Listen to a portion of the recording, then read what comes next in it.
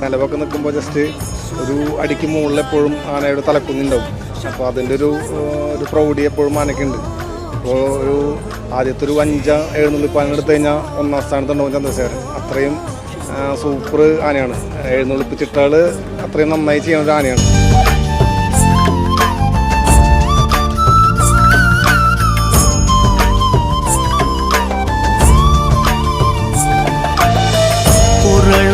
ವಸಿಮರುದ್ರಾಕ್ಷವು ಧರಿಸಿದ ಪರಮ ವೈಷ್ಣವನು ನೀನೆ.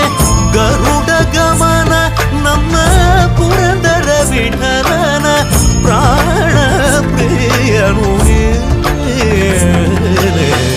ಚಂದ್ರಚೂಡ ಶಿವಶಂಕರ ಪಾರ್ವತಿ